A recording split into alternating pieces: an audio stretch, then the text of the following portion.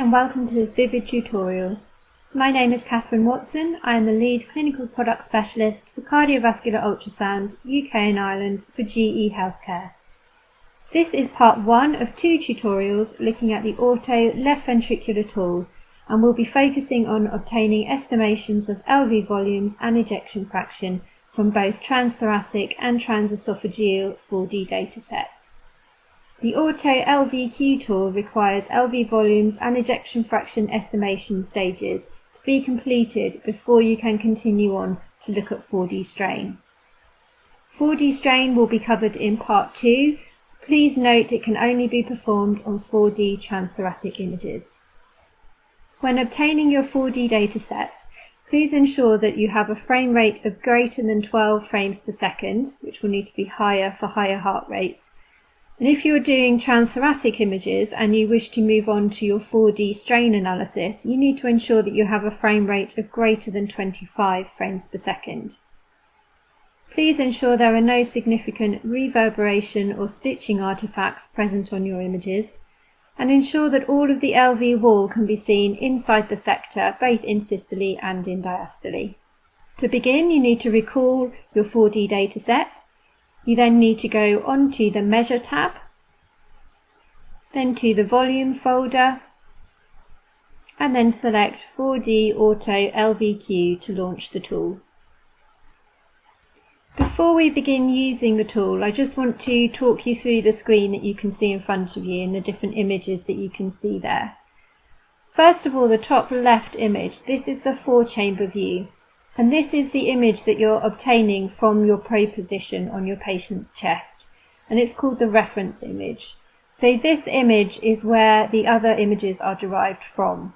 So your 2-chamber view is minus 60 degrees from your initial 4-chamber view, and the image at the bottom, the 3-chamber view, is taken from minus 30 degrees from that first initial view.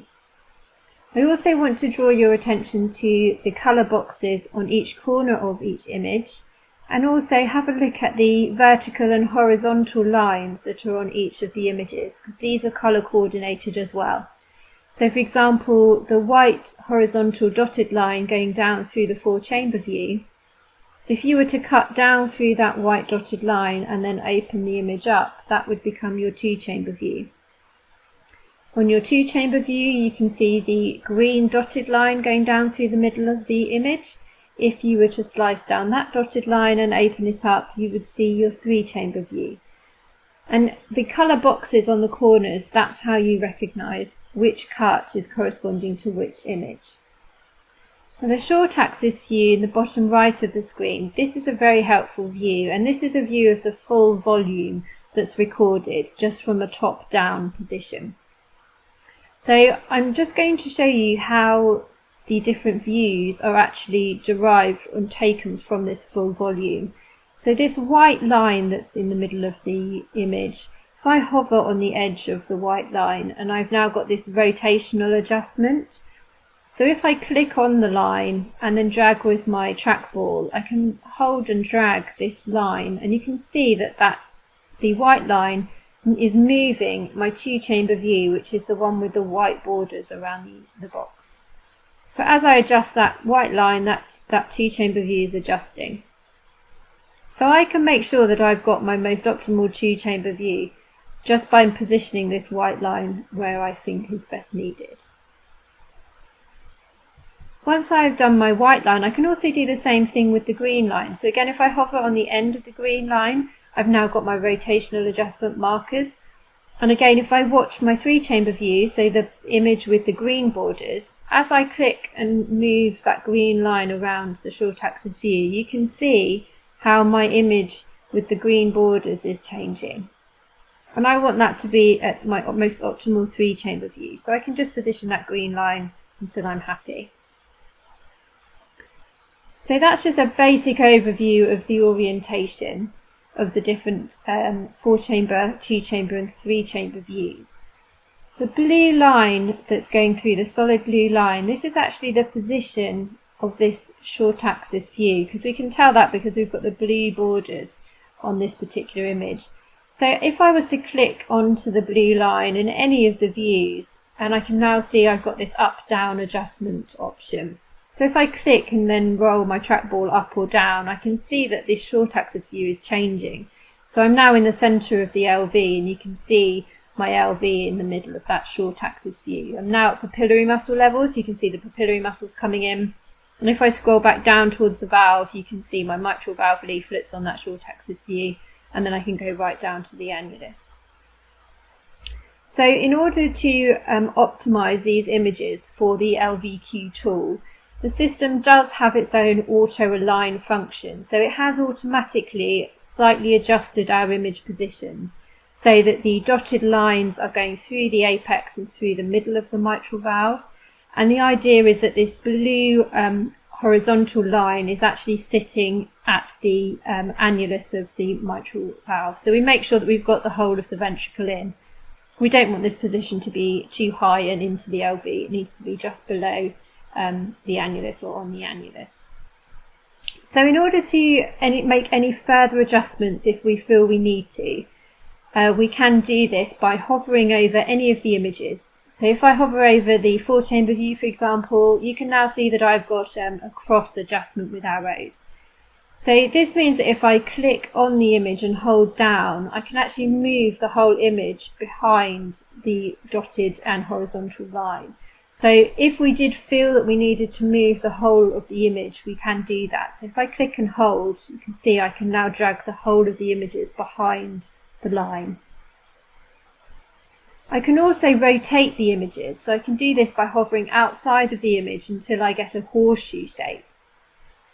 Now that horseshoe now means that I can click and hold, and I can rotate the image around. So I can rotate it till those dotted lines are going through the middle of the apex in each of my views. So I can move each view independently if I want to, but you can see that that will adjust the other views at the same time because they're all derived from the same volume. So once I'm happy with my alignment of my views, I'm then going to work my way down the list on the right hand side of the screen, or on your touch screen you've also got the different tabs as well. So the next stage is we need to move on to the end diastolic volume. So I'm just going to click EDV. It's now showing me frozen images for end diastole. Now I can change the point of end diastole if I'm not happy with where the system has marked it. So if you go down to the ECG, you will see a red marker that shows where the system is taking end diastole from. So if I wish to move this, on my touch screen I have got a rotary saying move end diastole. And I can just adjust the frame until I'm happy that I'm in exactly the right point for the end diastolic measurement. Once I'm happy that I'm at the correct part of the cardiac cycle, I now need to make a mark on the apex and on the base of any of the views that I can see best. So I'm just going to go up to my 4-chamber view, so just taking my mouse pointer up to the 4-chamber view, and you can see I've got the green cross marker. You can also see on the other images a red marker which is showing you where I am in relation to the other views by pushing the marker in this position. So I need to mark the inner border of the apex. So I'm just going to select there and I'm just going to click and it will leave a marker, and then I need to go down and do the same in the middle of the mitral valve in line with the annulus. Once I've done this, it produces a green contour line around my muscle, around my myocardium. What I need to do now is I need to check that I'm happy with this green contour line. So all I need to do is just move my mouse, move my tracker up through the ventricle, and I can just watch the short axis view and watch the tracking the whole way through the chamber and make sure I'm happy it is tracking the borders.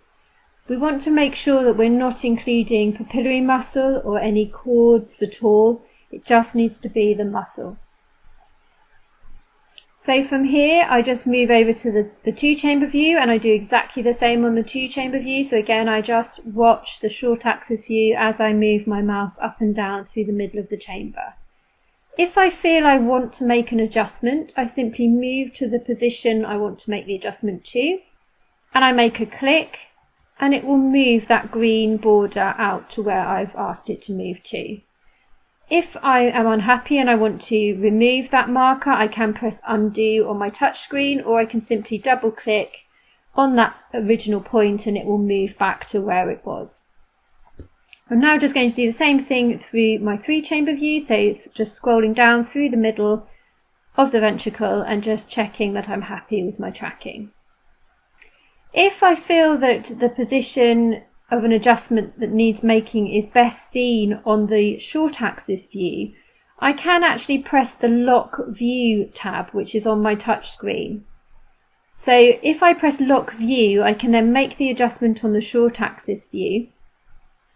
Once I've made my adjustment, I then press lock view again, and it will then make the images move again as they are now. So lock view if you want to make an adjustment on the short axis view.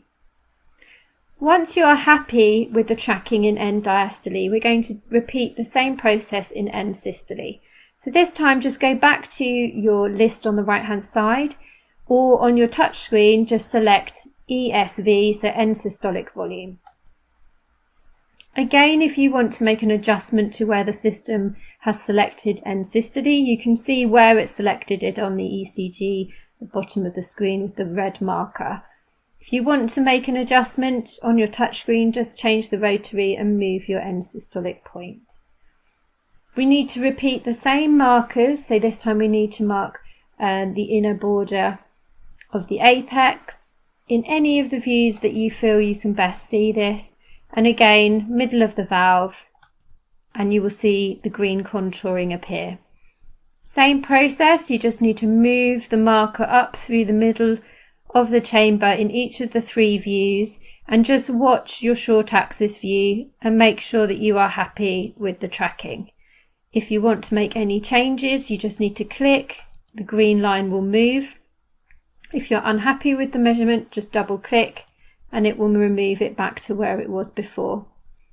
Again, if you wish to make an adjustment to the short axis view, then you need to lock the view first, then make the adjustment and then unlock the view again to continue assessing the tracking.